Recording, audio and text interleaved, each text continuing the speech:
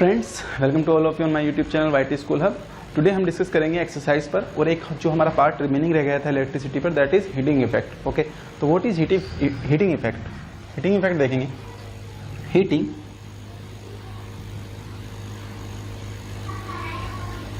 Heating effect,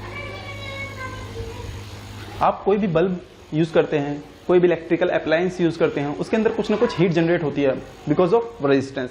हर किसी apparatus के अपना खुद का एक रेजिस्टेंस होता है। जैसे कि हम रजिस्टर्स यूज करते हैं, जैसे कि मैंने कल आपको बताया था कि रजिस्टर्स को किसी भी सर्किट में हम कितने तरीके से लगा सकते हैं। ऐसे ही जब आप घर में जितने भी चीजें यूज करते हैं, लाइक वो आपका फैन हो, आपका बल्ब हो, आपका कुछ भी हो, हीटर हो, वॉशिंग मशीन हो, हर अप्लायंस अपने आप में हीट जनरेट करता है क्योंकि उसका खुद का कोई एक रेजिस्टेंस होता है। ठीक है, अब वो हीट कैसे जनरेट करता है हम उसकी बात करते हैं। जैसे कि हमने पावर का किसी भी सर्किट को सोर्स से जो पावर मिलती है, मान लीजिए आपका कोई सर्किट है, दैट इज योर सर्किट।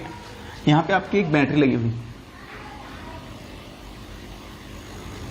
ये आपकी बैटरी, यहां पे आपका एक रेजिस्टेंस लगा हुआ है एंड यहां पे आपका मान लीजिए एक बल्ब लगा हुआ है और यहाँ आपका एक प्लग है जो कि क्लोज पोजीशन में। ये आपकी बैटरी है जिसकी कुछ V वोल्टेज है and this is your resistance R1 और इसका खुद का बल्ब का एक रेजिस्टेंस होता है दैट इज मान लीजिए वो R2। मान लीजिए यहाँ से करंट फ्लो करना शुरू हुआ। जैसे ये करंट फ्लो करेगा तो इस रेजिस्टेंस के थ्रू और इस बल्ब के थ्रू क्या होगा कि हमारी कुछ ना कुछ हीट जनरेट होगी। क्यों? क्योंकि जिसे हम सोर्स से सर्किट के अंदर कोई करंट फ्लो कराते हैं, सोर्स से सर्किट के अंदर कोई करंट फ्लो कराते हैं, तो इन रजिस्टर्स और इन बल्ब को जलाने के लिए, इनको बल्ब को वर्क करने के लिए कुछ एनर्जी की रिक्वायरमेंट होती है। तो क्या होता है कि कुछ एनर्जी वो क्या करते हैं, हीट की फॉर्म में डिसिपेट कर देते हैं। लाइक आपका इलेक्ट्रिक बल्ब कुछ तो एनर्जी रिसीव करता है, कुछ एनर्जी क्या करता है, डिसिपेट करता है। तो ऐसे ही वो एनर्जी की वैल्यू क्या होती है वो देखेंगे। वो एनर्जी की वैल्यू होती है P बराबर V into I, that is your formula of power which is required to run this bulb in the circuit. Okay, ये आपकी पावर की इक्वेशन हो गई। लेकिन हीट कितनी जनरेट, हम हीट की बात करें कि हीट कितनी जनरेट होगी। अगर हम हीट की ये पावर है, अगर हम हीट की बात करें that is your H, heat generated, वो होगी आपकी PVI इंटू T। अभी T कहां से आया? आपको पता है कि वर्क पावर बराबर क्या होता है, work upon time, that is your power. ठीक है, तो अब हमें वर्क निकालना है, पावर हमको मालूम है, पावर होती है VI। ठीक है, तो पावर अगर हमको मालूम है और हमको वर्क निकालना है तो हमको क्या होगा कि वर्क निकालने के लिए हमको पावर से टाइम का मल्टीप्लिकेशन करना होगा। तो ये आपका वर्क निकल जाएगा और वर्क किस फॉर्म में होगा, हीट की फॉर्म में होगा। तो दैट्स वाई मैंने कहा कि H is equal to VIT, हमने T से मल्टीप्लाई इस फॉर्मूले के अकॉर्डिंग किया। ठीक है, तो ये आपकी हीट होगी जो जनरेट होगी this resistance and this resistance, because हर किसी अप्लायंस का अपना एक खुद का रेजिस्टेंस होता है। ठीक है, चलिए अब इसके बहुत सारे फॉर्मूलाज होते हैं, जैसे कि हम कन्वर्ट कर सकते हैं इस फॉर्मूला को। H इज इक्वल टू, जैसे कि हमें पता है, और V को हम क्या लिख सकते हैं, बाय ओम्स लॉ। V को बाय ओम्स लॉ हम क्या लिख सकते हैं, बाय ओम्स लॉ क्या लिख सकते हैं, V is equal to I into R, ये लिख सकते हैं। तो हम V को I रखते हैं, तो I से रखते हैं हम इसकी वैल्यू को, तो ये आ जाएगा I into R into I into T, that is equal to I square RT। Okay, ये भी आपका एक फॉर्मूला होता है, I स्क्वायर RT। इस फॉर्मूले को भी आपको याद रखना पड़ता है। ठीक है, और इस फॉर्मूले को हम एक तरीके से और कर सकते हैं कन्वर्ट। जैसे मान लीजिए यहाँ पे आपको क्या पता है, I पता है, आपको I पता है, I की वैल्यू आप यहां से निकाल सकते हैं। I की वैल्यू कैसे निकाल सकते हैं, I is equal to V upon R। ठीक है, इस I की वैल्यू को आप यहां पुट कर सकते हैं, यहां पुट कर सकते हैं। जैसे ही आप इसको पुट करेंगे तो ये I स्क्वायर है, तो देन ये हो जाएगा V square upon R square, V square upon R square into R into T, that's your formula. जब आप इसको सिंपल करके लिखेंगे तो देन ये हो जाएगा आपका V square upon R into T. So there are three formulas of heat generation, 2 and last one is 3. ये आपके 3 फॉर्मूला होते हैं। किसी भी अप्लायंस के थ्रू आपको अगर हीट जनरेट हो, उसकी वैल्यू को कैलकुलेट करना हो, तो by using these 3 formulas you can calculate the heat generation into the appliance. Okay, particular आपको किसी भी, मान लीजिए आपको इस रेजिस्टेंस में हीट जनरेशन निकालना है, तो आपको करंट की वैल्यू पता लगानी होगी कि इस सर्किट में, इस अप्लायंस के थ्रू, इस रेजिस्टर के थ्रू कितना करंट पास हो रहा है, और इस रेजिस्टेंस की वैल्यू आपको पता होनी चाहिए। और आपको अगर हीटिंग निकालना है तो आपको टाइम भी पता होना चाहिए कि कितने टाइम में आपको वो हीट की वैल्यू कैलकुलेट करनी है, क्योंकि अगर ये मान लीजिए ये 5 मिनट्स के लिए वर्क कर रहा है तो हीट की वैल्यू कुछ और आएगी, और अगर आप 10 मिनट्स के लिए निकालेंगे तो ये हीट की वैल्यू और इंक्रीज होकर आएगी, क्योंकि जैसे जैसे टाइम बढ़ता है वैसे वैसे हीट एनर्जी की वैल्यू बढ़ती चली जाती है। तो आपको इसके लिए, इसमें अगर आपको हीट निकालना है तो then H is equal to I square R1T। आप इंडिविजुअली किसी भी अप्लायंस के अंदर जितनी भी हीट जनरेट हो रही है उसको कैलकुलेट कर सकते हैं by using these 3 formulas. Okay, this is your heating effect. अब ये हीटिंग इफेक्ट कैसे होता है, इस हीटिंग इफेक्ट को आप कैसे यूज करते हैं? अब जैसे आप हीटर यूज करते हैं, अपने घरों में हीटर यूज करते हैं, तो हम क्या करते हैं, वहां पे एक वायर यूज करते हैं। मान लीजिए आपका ये एक गोल सा हीटर होता है और उसके अंदर एक वायर होता है, ऐसे ऐसे वायर लगा रहता है, और हम क्या करते हैं, उसके अंदर पावर सप्लाई करते हैं। जैसे ही पावर सप्लाई करते हैं तो वो क्या होता है, वो बर्न होना शुरू हो जाता है, इट मीन्स वो जलना शुरू हो जाता है। जैसे ही वो जलना शुरू हो जाता है उसका टेम्परेचर रेज करना शुरू हो जाता है। जैसे ही टेम्परेचर रेज करना होता है तो वहां से हम, वो रेज क्यों करता है, क्योंकि उसके जो वायर हमने यूज किया हुआ है उसका रेजिस्टेंस क्या होगा, हाई। उस जो हम वायर यूज करते हैं उसका रेजिस्टेंस हाई यूज करते हैं। दैट्स वाई जब हीट निकलती है तो उसकी वैल्यू क्या होती है, हाई होती है, क्योंकि हमारा जो आर की वैल्यू है वो हाई होती है हीटर में, जिससे हमें क्या करना होता है, रूम को गर्म करना होता है, या हमें उसके ऊपर कुछ कुक करना होता है। तो दैट्स वाई हम इस हीटिंग इफेक्ट का भी यूज करते हैं अपने डेली पर्पज के लिए। ठीक है, तो this is your last topic of heating effect of your electricity chapter. And now हम कुछ न्यूमेरिकल सोल्व करेंगे, कुछ एक्सरसाइजेस प्रॉब्लम सोल्व करेंगे जो आपकी बुक में एनसीईआरटी में दी हुई है। चलिए क्वेश्चन सोल्व करते हैं। मैं अपने लैपटॉप से उस क्वेश्चन को देखूंगा, देन आपके स्क्रीन पर वो क्वेश्चन आएगा, उसको रीड कीजिएगा और उसको सोल्व करना होगा, तो मैं ब्लैक बोर्ड का यूज करूंगा। ओके, चलिए पहला क्वेश्चन आपका जो है वो है, what does N electric circuit mean. Electric circuit क्या होता है? आपको मैंने थ्योरेटिकल सेक्शन में बताया है कि इलेक्ट्रिक सर्किट क्या होता है। क्या होता है कि एक कंटिन्यूअस और क्लोज सर्किट होता है, जिसके अंदर कोई भी, एक कंटिन्यूअस क्लोज सर्किट होता है जिसके अंदर कोई भी अप्लायंस लगा हो, मान लीजिए बल्ब लगा हुआ है, ये कोई रजिस्टर लगा हुआ है, देन इसमें कुछ एक प्लग लगा हुआ होता है, एंड एक आपकी सोर्स लगा होता है, बैटरी सोर्स लगा होता है। ठीक, ये क्या है, आपका एक सर्किट है, क्लोज्ड है और कंटिन्यूअस है।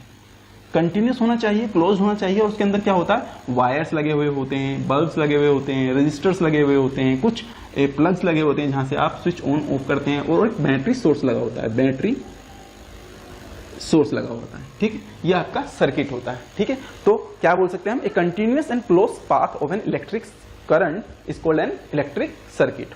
सेकंड क्वेश्चन आपका, define the unit of current. Current की क्या यूनिट होती है? मैंने आपको बताया है कि करंट क्या होता है, I is equal to Q upon T।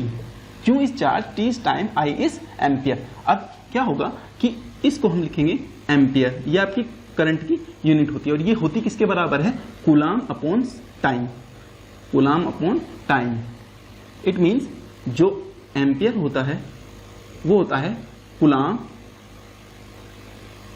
Second inverse, ये आपकी यूनिट होती है, और जो मेन यूनिट होती है वो होती है एम्पियर। अभी कितने तरीके की होती है, देखिए, एक होता है 1 मिली एम्पियर, 1 मिली एम्पियर, ये कितना होता है आपका 10 to the power minus 3 ampere, जिसकी वैल्यू ये होती है। अगर हम बात करें इससे छोटी यूनिट की, that is your 1 micron ampere, micron ampere, ये आपकी होती है 10 to the power minus 6 ampere. Okay, this is your second unit. और इससे भी कम यूनिट होती है, बट वो आपके कोर्स में नहीं है, pico ampere, nano ampere, but हम उन यूनिट्स को यूज नहीं करते हैं क्योंकि वो काफी छोटी यूनिट्स होती हैं। ठीक है, now the next question is, calculate the number of electrons constituting 1 coulomb of charge. हमें कितने इलेक्ट्रॉन्स की आवश्यकता होगी, कितने इलेक्ट्रॉन्स की रिक्वायरमेंट होगी 1 कूलम चार्ज को गेट करने के लिए। चलिए उसको देखते हैं। देखिए, 1 कूलम चार्ज को आपको गेट करना है, आपको पता है कि 1.6 into 10 to the power minus 19 coulomb किसका होता है, ये एक इलेक्ट्रॉन्स का होता है। एक इलेक्ट्रॉन का चार्ज कितना होता है, 1.6 into 10 to the power minus 19 coulomb. लेकिन आपको क्या चाहिए, 1 कूलम की वैल्यू चाहिए, तो देन ये हो जाएगी 1 upon 1.6 into 10 to the power minus 19, that is equal to, ये अब कैलकुलेट करेंगे तो ये आएगी आपकी 6.25 इंटू 10⁸ इलेक्ट्रॉन्स।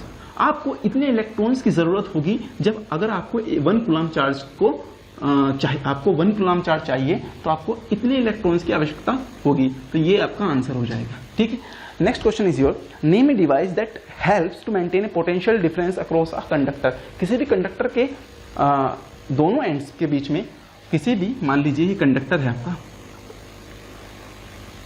इसके दोनों एंड्स के बीच में ऐसी किस चीज की जरूरत होगी जिससे हम पोटेंशियल डिफरेंस क्रिएट कर सकें। ऑब्वियसली हमको क्या अप्लाई करना होगा, एक बैटरी या एक सेल।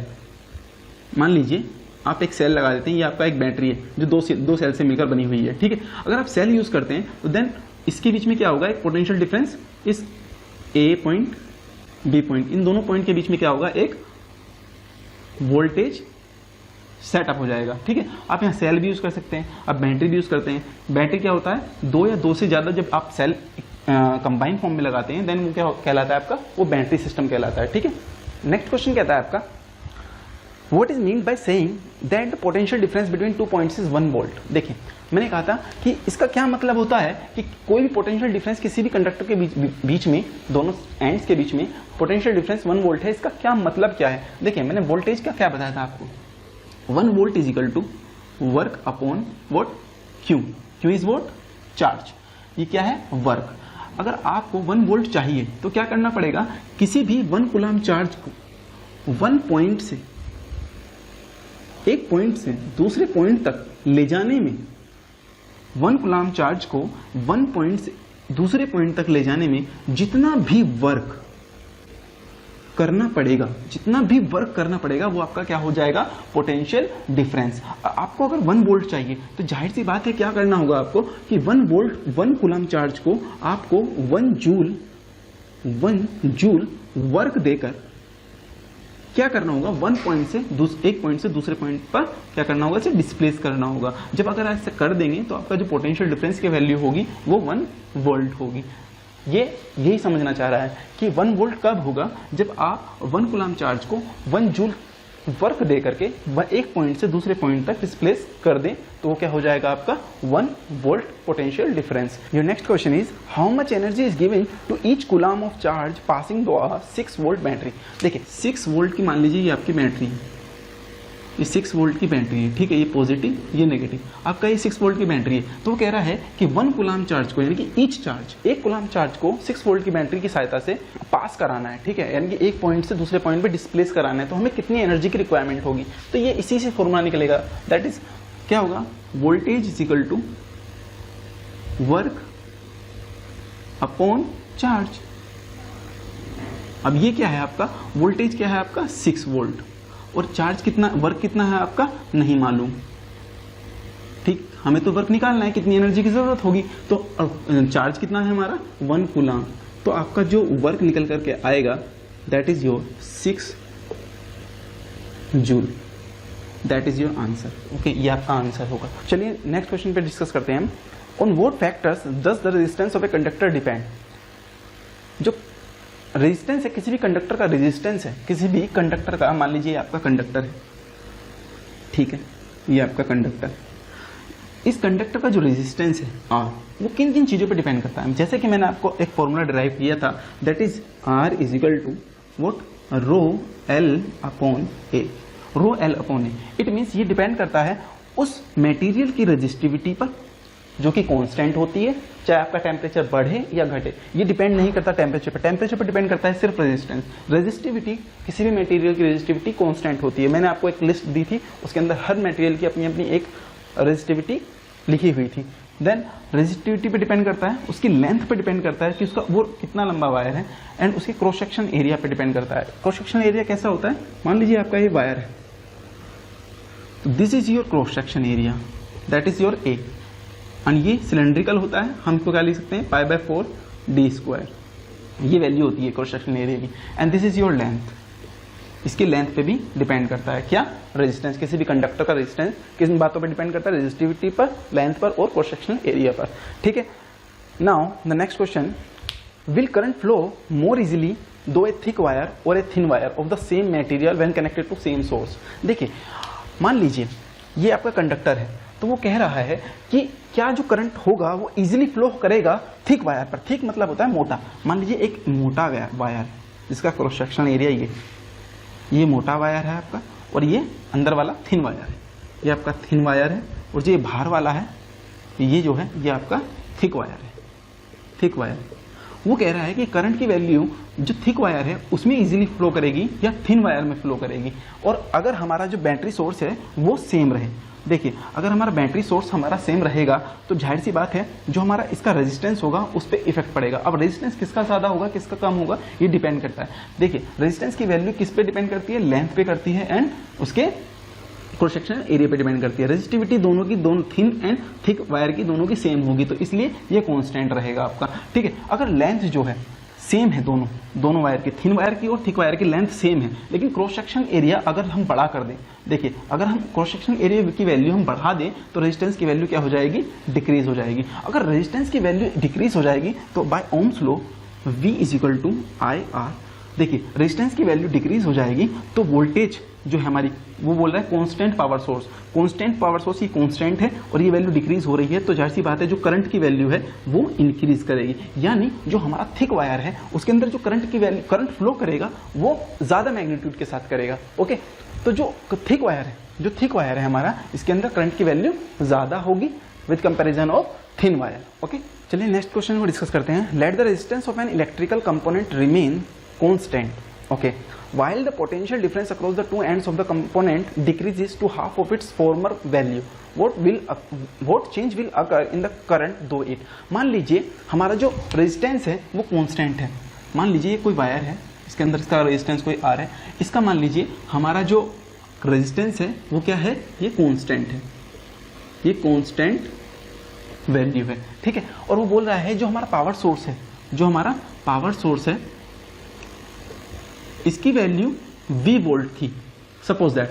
अगर इस V की वैल्यू यानी कि इस वोल्टेज की वैल्यू हम V/2 कर दें तो मान लीजिए पहले करंट I था, तो अब कितना करंट फ्लो करेगा अगर रेजिस्टेंस की वैल्यू क्या हो, कांस्टेंट हो। देखिए जैसे कि बाय ओम्स लॉ हम जानते हैं V बराबर वोल्ट IR। अगर आप, ये फर्स्ट कंडीशन है, मान लीजिए ये आपका रेजिस्टेंस R है, करंट I है एंड वोल्टेज V है। अगर आप वोल्टेज की वैल्यू V/2 कर देंगे तो करंट की वैल्यू मान लीजिए पहले I1 थी अब I2 हो गई। ठीक है, और रेजिस्टेंस की वैल्यू क्या होगी आपकी R, जो कि कांस्टेंट उसने बोली है। अगर अब इन दोनों इक्वेशन को आपस में डिवाइड करें, 1/2 करें, तो देन आपको मिलेगा V/2 is equal to I1 R upon I2 R। अब RR कांस्टेंट है तो ये आपस में कट हो जाएंगे एंड ये आपस में कट हो जाएंगे, और I2 की जो वैल्यू आएगी वो आएगी I1 अपॉन I2। यानी जो करंट की वैल्यू है वो जो फॉर्मर करंट फ्लो कर रहा था, यानी कि जो पहले करंट फ्लो कर रहा था उसकी क्वांटिटी की हाफ हो जाएगी। अगर आप पावर सोर्स की वैल्यू कम कर देंगे, आधी कर देंगे, तो करंट की वैल्यू भी आधी हो जाएगी। अगर आपका जो रेजिस्टेंस है वो कांस्टेंट मैग्नीट्यूड का लगा हुआ है। ठीक है, नेक्स्ट क्वेश्चन आपका है, why are coils of electric toasters or electric irons made of an alloy rather than a pure metal. देखिए इसको मैं रफ कर देता हूं। देखिए वो बोल रहा है जो आपके घर में जो टोस्टर लगा रहता है जिसमें आप ब्रेड को क्या करते हैं, रोस्ट करते हैं, तो उसमें क्या होता है, देखिए आपका कुछ टोस्टर है, मान लीजिए आपका टोस्टर है, ठीक है, ये यहाँ आपका ये पार्टीशन, ये टोस्टर है मान लीजिए, ठीक है, यहाँ आप कहीं ब्रेड लगाते हैं, ठीक है, यहाँ कहीं ब्रेड लगाते हैं आप, ये आपका टोस्टर है। हम इसमें जो लगे वायर्स हैं अंदर जो हीट होते हैं, आपका जो ब्रेड है वो टोस्ट कब होता है, जब ये जो वायर्स हैं ये हीट करते हैं, और जब ये हीट करने के बाद जो ब्रेड आप लगाते हैं यहाँ पर उसको क्या करते हैं, एनर्जी देते हैं, उसको हीट करते हैं। जैसे आप गैस पे किसी चीज़ को पकाते हैं, ऐसी टोस्टर में कुछ कोयल्स लगी हुई होती हैं, वो आपके ब्रेड को क्या करती हैं, रोस्ट करती हैं, उसको पकाती हैं, ठीक है, उसको सेकती हैं। तो क्या होता है कि हम यहाँ पे प्योर मेटल यूज नहीं करते, हम यूज करते हैं क्या, एलॉय।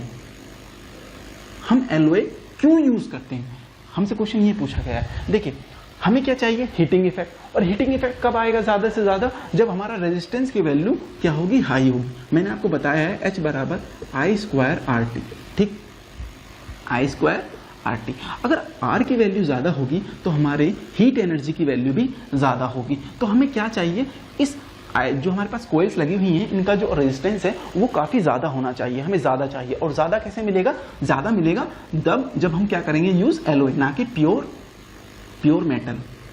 अब प्योर मेटल क्यों यूज़ नहीं करते? प्योर मेटल इसलिए यूज़ नहीं करते क्योंकि जो उनका रेजिस्टेंस है उनकी वैल्यू कम होती है। क्यों होती है? क्योंकि रेजिस्टेंस की वैल्यू होती है रो एल अपॉन ए। अब आप जानते हैं कि ये डिपेंड करता है लेंथ, एरिया, लेकिन ये डिपेंड ऑल्सो करता है किस पर? रेजिस्टिविटी पर। और जो प्योर मेटल होता है उसकी जो रेजिस्टिविटी होती है वो कम होती है with comparison of alloy. Alloy की जो रेजिस्टिविटी होती है वो हाई होती है। अब रेजिस्टिविटी की वैल्यू हाई हो जाएगी तो अपने आप क्या हो जाएगी? रेजिस्टेंस की वैल्यू भी हाई हो जाएगी। अब रेजिस्टेंस की वैल्यू हाई हो जाएगी तो क्या होगा? हमारी हीटिंग इफेक्ट भी हमें ज्यादा से ज्यादा मिलेगा। अब जब हीटिंग इफेक्ट भी हमें ज्यादा से ज्यादा मिलेगा देन क्या होगा? हमारी जो ब्रेड होगी वो जल्दी और अच्छा क्वांटिटी में क्या हो जाएगी? रोस्ट हो जाएगी। That's why we are using alloy not pure metal in what? Toaster. चलिए नेक्स्ट क्वेश्चन को डिस्कस करते हैं। नेक्स्ट क्वेश्चन है which among iron and mercury is a better conductor. देखिए आयरन एंड मरकरी, अगर आयरन एंड मरकरी की बात करें, अगर हम आयरन और मरकरी की बात करें तो इसमें क्या होता है कि जो आयरन का रेजिस्टिविटी होता है, कौन सा सबसे अच्छा कंडक्टर? तो जो आयरन की रेजिस्टिविटी होती है वो सबसे कम होती है। और जब रेजिस्टिविटी कम होगी तो रेजिस्टेंस भी क्या होगा? कम होगा। और रेजिस्टेंस भी कम होगा तो क्या होगा? वो बेटर कंडक्टर होगा, वो एक अच्छा कंडक्टर होगा। ठीक है। अब मरकरी की रेजिस्टिविटी की बात करते हैं। मरकरी की रेजिस्टिविटी आयरन की रेजिस्टिविटी से ज़्यादा है तो क्या होगा? इसके अंदर रेजिस्टेंस की वैल्यू ज़्यादा होगी। अगर रेजिस्टेंस की वैल्यू ज़्यादा होगी तो वो एक बेटर कंडक्टर नहीं होगा। क्यों? अच्छा, गुड कंडक्टर और बैड कंडक्टर का डिफरेंस क्या है? देखिए कंडक्टर, अगर देखिए I is equal to V by R. देखिए अगर रेजिस्टेंस की वैल्यू ज़्यादा होगी तो करंट की वैल्यू कम होगी, करंट कम फ्लो करेगा, और जिसमें करंट कम फ्लो करेगा वो क्या होगा? आपका बैड कंडक्टर होगा। लेकिन अगर आपका रेजिस्टेंस की वैल्यू कम होगा तो करंट की वैल्यू ज़्यादा होगी, करंट की वैल्यू ज़्यादा होगी तो क्या होगा? वो क्या कहलाएगा? वो एक गुड कंडक्टर कहलाएगा। तो क्या है कि रेजिस्टेंस की वैल्यू किस में कम है? रेजिस्टेंस की वैल्यू आयरन में कम है तो क्या होगा? उसके अंदर करंट की वैल्यू सबसे ज़्यादा होगी, करंट की वैल्यू ज़्यादा होगी तो क्या होगा? वो एक अच्छा कंडक्टर होगा। That's why iron is good conductor then mercury. चलिए नेक्स्ट क्वेश्चन को डिस्कस करते हैं। That is which material is best conductor. कौन सा मटेरियल बेस्ट कंडक्टर की तरह काम करता है? देखिए जिसका रेजिस्टेंस सबसे कम होगा। रेजिस्टेंस किसका कम होगा? जिसकी रेजिस्टिविटी कम होगी। रेजिस्टिविटी किसकी कम होगी? देखिए एक होता है सुपर कंडक्टर,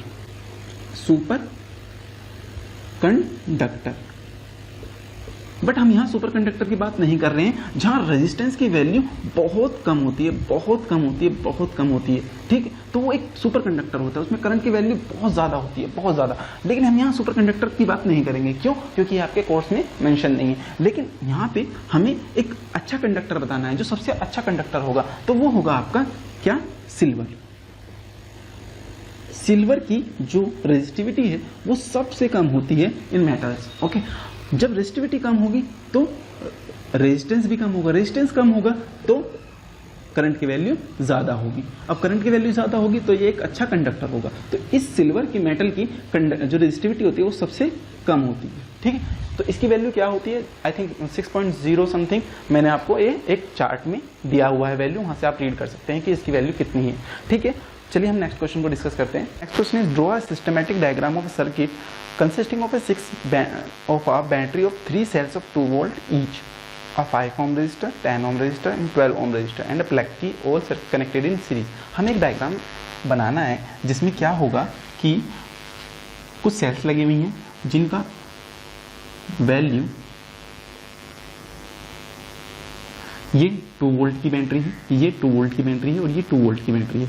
ये सब क्या है? सीरीज में लगी हुई है। तो टोटल क्या हो जाएगा? ये 6 वोल्ट की बैटरी हो जाएंगी, ठीक है। एंड एक प्लग लगा हुआ है एंड एक रजिस्टर लगा हुआ है जिसकी वैल्यू क्या है? 5 ओम। एक रजिस्टर और लगा हुआ है जिसका वैल्यू है 8 ओम और एक रजिस्टर और कनेक्टेड है जिसका वैल्यू वोट दैट इज 12 ओम, ओके। और ये सब सीरीज में लगा हुआ है। तो this is your systematic diagram. ये आपका जिसका एक 3 रेजिस्टेंस लगे हुए हैं and then your battery and एक प्लग की, ये तीनों सब क्या है? ये इससे पूरा सिस्टम एक सीरीज में कनेक्टेड है। तो ये आपको ड्रॉ करने के लिए कहा गया है इस क्वेश्चन में। नेक्स्ट क्वेश्चन को डिस्कस करते हैं।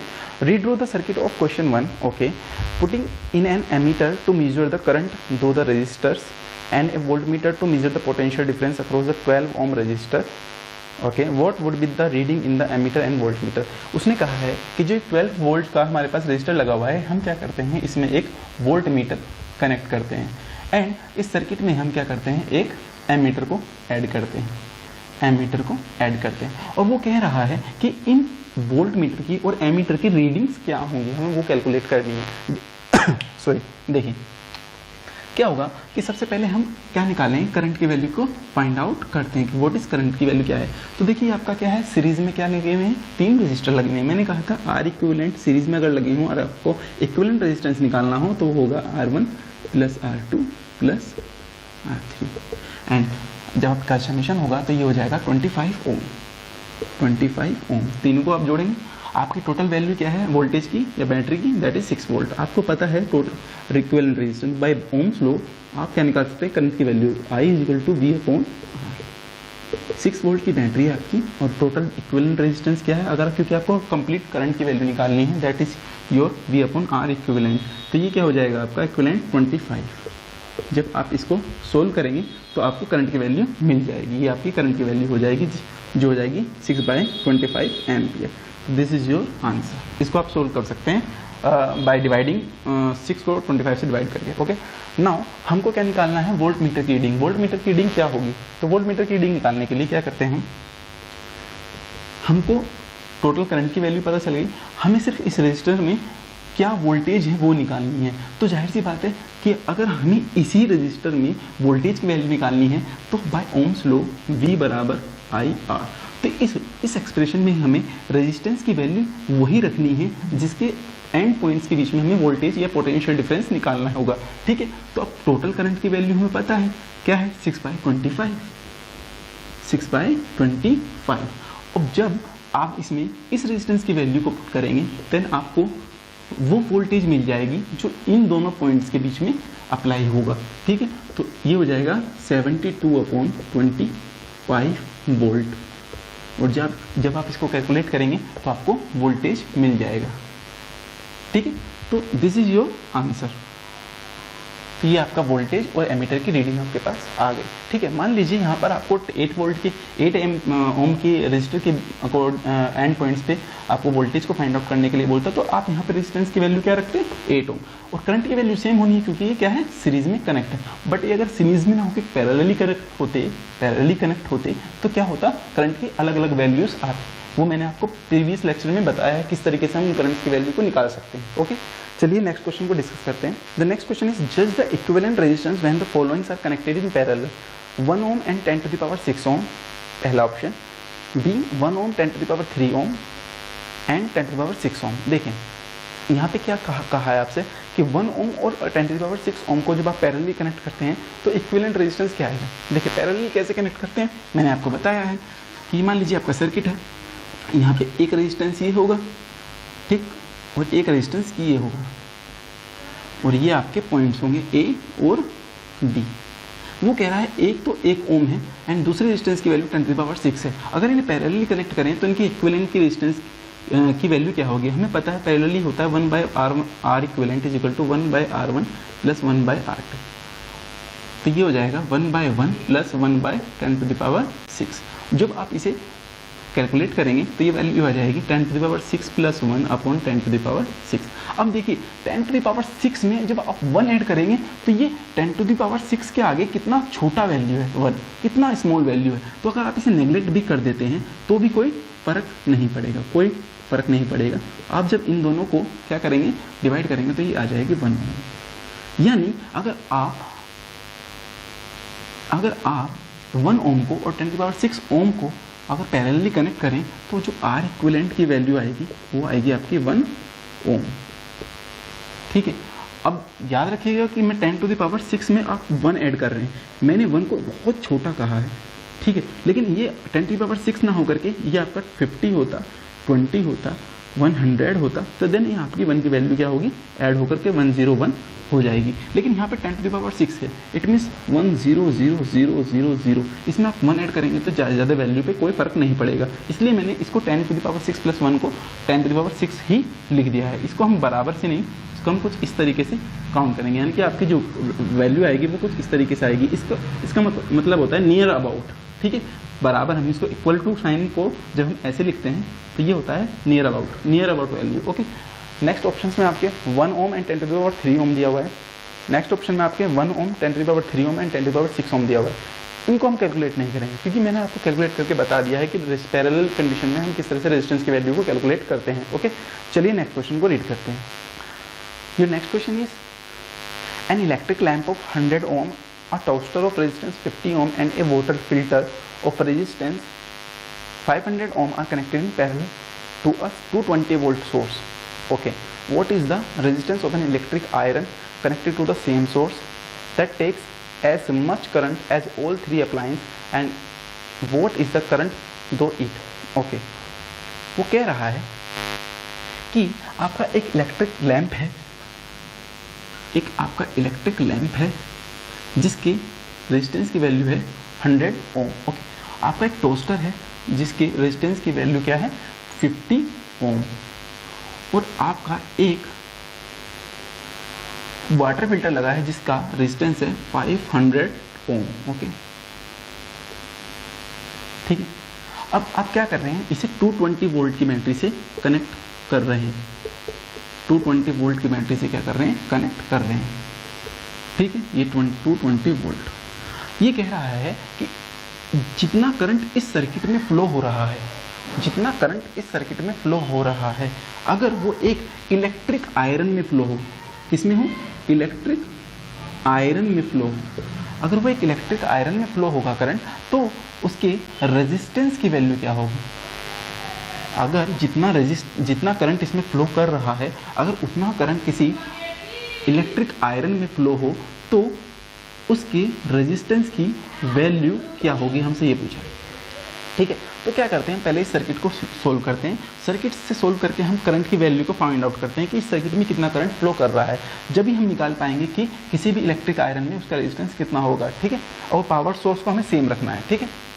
तो करंट की वैल्यू निकालने के लिए हमें इक्विवेलेंट रेजिस्टेंस की वैल्यू चाहिए, तो हमें पता है R equivalent equal to 1/R1 plus 1/R2 plus 1/R3। जब आप इसको सोल्व करेंगे 1/50 plus 1/500, that is your 500, 5 plus 10 plus 1, that is your 16/500, and R equivalent की वैल्यू आपकी कितनी आ गई, 500/16 ओम। ये आपकी R इक्विवेलेंट आ गई कि इस सर्किट में जो टोटल रेजिस्टेंस है, इक्विवेलेंट रेजिस्टेंस है, उसकी वैल्यू क्या होगी हमारी 500/16 ओम, ओके। नाउ अब हम क्या करते हैं, करंट की वैल्यू निकालते हैं। हम पता बाय ओम्स लॉ हमें पता है V = IR, ओके। अब हम यहाँ से I की वैल्यू को कैलकुलेट करते हैं तो देन ये हो जाएगा V/R, ओके। अब हमें यहाँ 220 वोल्ट पता है कि बैटरी की वोल्टेज क्या है 220 वोल्ट, और हमें रेजिस्टेंस की वैल्यू पता है वो क्या है 500/16, देन 16। जब इसको आप कैलकुलेट करेंगे तो ये करंट आ जाएगा आपका 11/25 × 16, ओके। इसको आप कैलकुलेट करेंगे तो ये इतना एम्पियर आ जाएगा। नाउ हमें बताना है कि कोई इलेक्ट्रिक आयरन है, उसका जो पावर सोर्स है वो 220 वोल्ट है और उसमें इतना करंट फ्लो कर रहा है, तो उसका रेजिस्टेंस कितना होगा। उसका रेजिस्टेंस निकालने के लिए हम क्या करेंगे, इतना करंट फ्लो कराने के लिए आपके रेजिस्टेंस की वैल्यू सेम वही वैल्यू होनी चाहिए जो आपके इस पूरे सर्किट की रेजिस्टेंस की वैल्यू आई है, that is your R equivalent. R equivalent की आपकी कितनी वैल्यू है 500/16, और जब इसको आप कैलकुलेट करेंगे तो ये आ जाएगा 31.25 ओम, और ये करंट की वैल्यू आ जाएगी आपकी I = 7.04 ओम, ओके।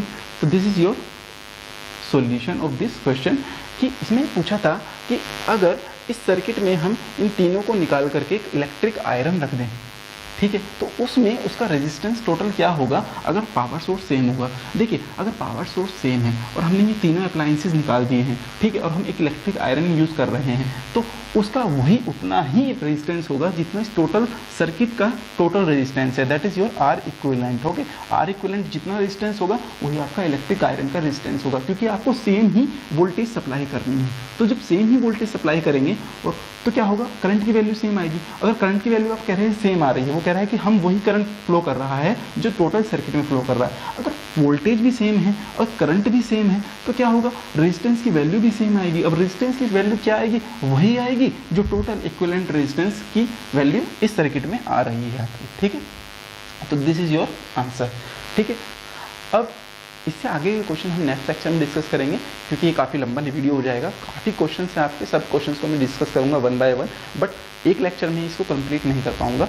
क्या होगा कि जो लेक्चर है वो बहुत बड़ा हो जाएगा, ठीक है, उसको हमें बड़ा नहीं करना है, 1 बाय 1 क्वेश्चन को सोल्व करना है ताकि आपको अच्छे से समझ में आ जाए, जल्दी जल्दी नहीं करना है क्वेश्चन को सोल्व, ठीक है। तो हम एक और सेपरेट लेक्चर बनाऊंगा, जो इसके रिमेनिंग क्वेश्चन हैं उनको डिस्कस करेंगे हम सेपरेट लेक्चर में, ठीक है। So thank you so much.